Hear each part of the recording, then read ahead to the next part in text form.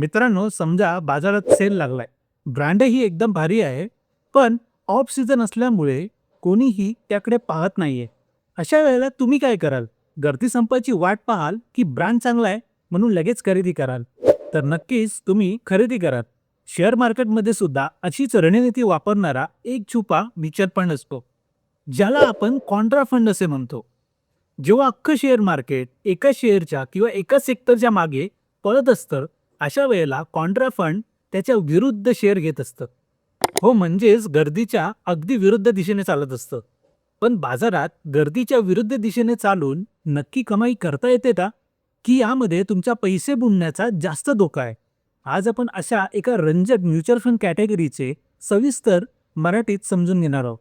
तर नमस्कार मित्रांनो, मी रोहित कापडी, बाय राईट मराठीमध्ये आपले स्वागत आहे. चला तर मग सुरू करूया.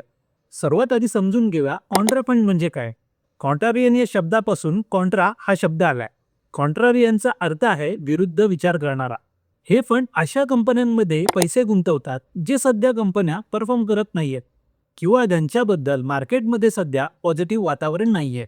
उदाहरणार्थ समजा की काही आय टी कंपन्यांमध्ये किंवा बँकिंग क्षेत्रांमध्ये काही तात्पुरत्या अडचणींमुळे मंदी आली आहे आणि सगळे लोक घाबरून ते शेअर विकत घेण्यापासून थोडे मागे हटत आहेत.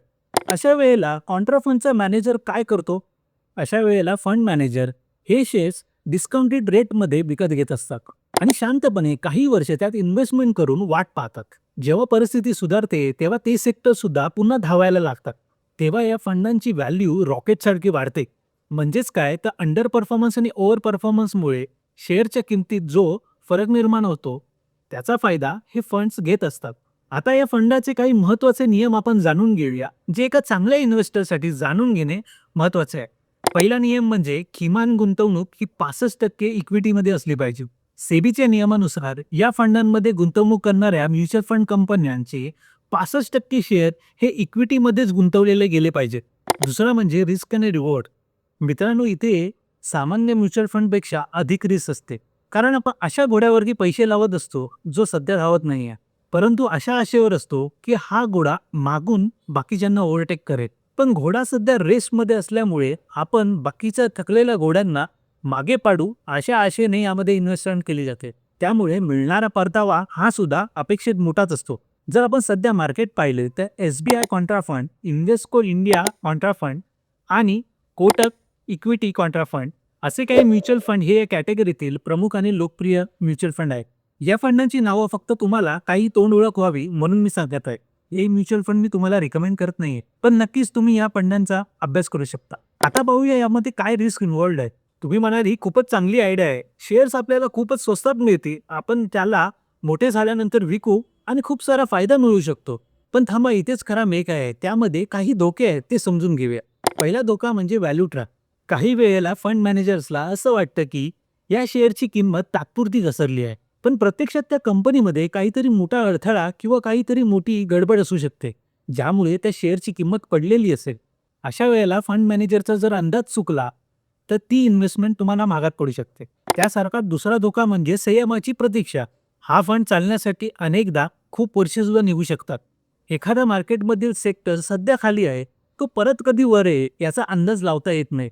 जोपर्यंत त्या सेक्टरचं मार्केटमध्ये महत्त्व वाढत नाही तोपर्यंत तो सेक्टर वर येत नाही.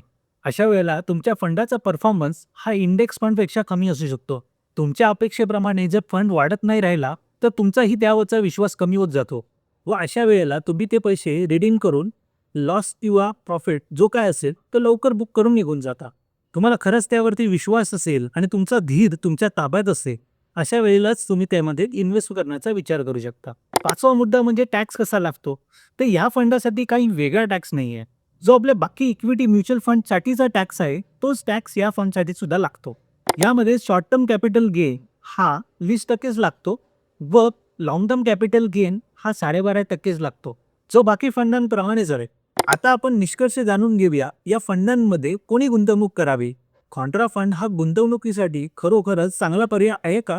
तर याचं उत्तर आहे, तुमचा गुंतवणुकीचा कार्यकाळ हा जर खूप मोठा असेल, समजा 5 वर्षासारखा, तुमच्यात खरोखरच इन्व्हेस्टमेंट बद्दल खूप चांगला संयम असेल आणि तुम्हाला तुमच्या पोर्टफोलिओला एक डायव्हर्सिफिकेशन द्यायचं असेल, तर तुम्ही तुमच्या पोर्टफोलिओचा एक छोटा हिस्सा कॉन्ट्रा फंडमध्ये इन्व्हेस्ट करू शकता. हा छोटा हिस्सा तुमच्या ॲपेटाईट प्रमाणे 20-25% असू शकतो. पण जर तुम्ही शॉर्ट टर्म काळासाठी इन्व्हेस्टमेंट करण्याचा विचार करत असाल, तर कॉन्ट्रा फंड तुमच्यासाठी कदाचित योग्य नाहीये.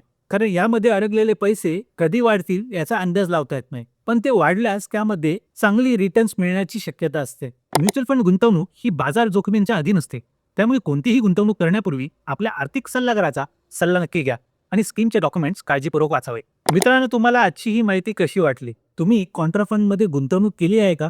मला खाली कमेंट करून नक्की सांगा. माहिती आवडली असल्यास बाय राईट मराठी या चॅनलला सबस्क्राईब करायला विसरू नका. पुन्हा भेटूया अशाच एका माहितीपूर्ण व्हिडिओमध्ये. तोपर्यंत धन्यवाद.